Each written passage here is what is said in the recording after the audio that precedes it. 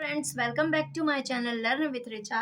आज हम कुछ महत्वपूर्ण प्रश्नों को हल करेंगे अध्याय 3 के, है ना। तो आइए देखते हैं।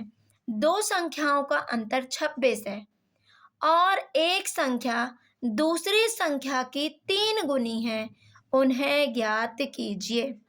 ठीक है ना। दो संख्याओं का अंतर कितना है? 26। तो पहली बात, हमें दो संख्याएं ही नहीं पता है। तो आप मान लीजिए, माना कि दो संख्याएं x व y है। अब लिख लीजिए प्रश्नानुसार। दो संख्याओं का अंतर कितना है? 26। x ऋण y बराबर 26। ठीक है ना। अब इसको सरल कर लो। ये ऋण का है तो इसको यहां ले जाओ, धन का हो जाएगा 26 धन y। ये हो गया समीकरण 1। ठीक।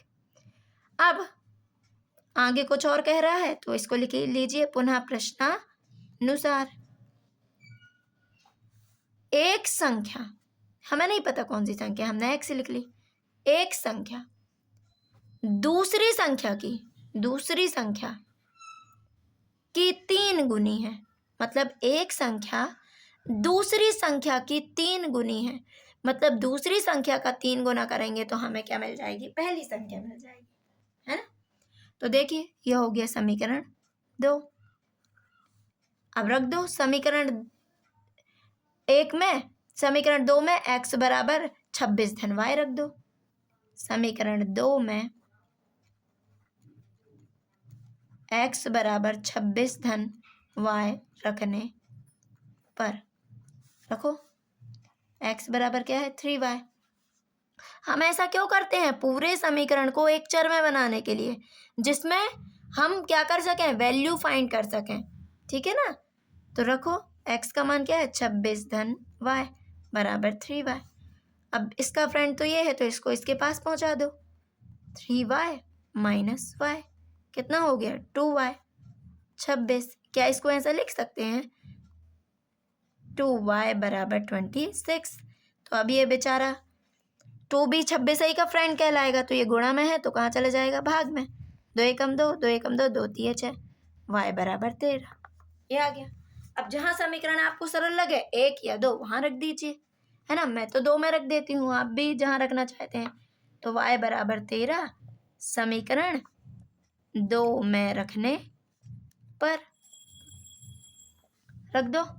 x बराबर 3y, तो x बराबर 3 गुणित 13, 13 × 3 = 39।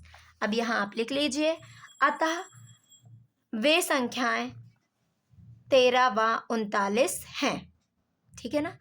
बहुत ही इंपॉर्टेंट क्वेश्चन है, आप बार बार अभ्यास करके सीख लीजिए।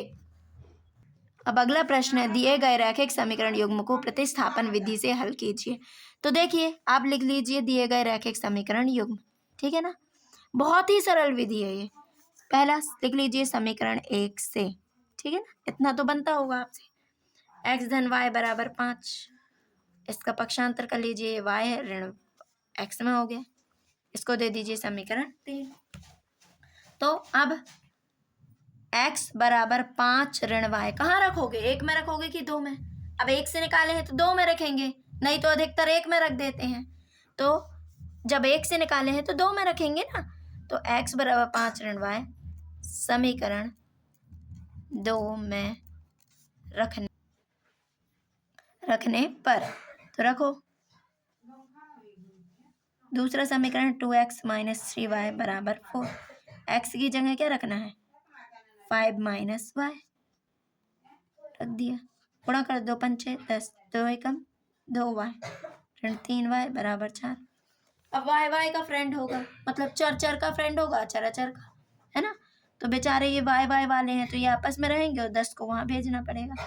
तो -2y माइनस 3y बराबर 4 माइनस 10। 3 2 5 ऋण y 5/, 10 में से 4 गए 6, बड़ी संख्या माइनस की है तो माइनस, ऋण से ऋण कैंसिल, y बराबर 6/5। ठीक है ना। ये हो गया। अब इस y बराबर 6/5 को समीकरण 3 में रख दीजिए। समीकरण 3 में y बराबर 6/5 रखने पर रखो x बराबर 5 माइनस वाई, x बराबर 5 माइनस 6/5। एलसीएम क्या होगा? 5 पचम 25 ऋण 6, 5 के 15 6 गए 9, 1 19/5, ये आंसर हो जाएगा। तो आप x का मान होगा 19/5 और y का मान क्या होगा? 6/5। ठीक है ना। अब देखो इस तरह से आपको प्रश्नों को क्या करना है? हल करना है। ठीक है ना। अब तो आपको इन प्रश्नों का अभ्यास करना जरूरी है। यदि आप इन प्रश्नों का अभ्यास कर लेते हैं तो आपके लिए बहुत ही सरल हो जाएंगे ये प्रश्न। Thank you for watching.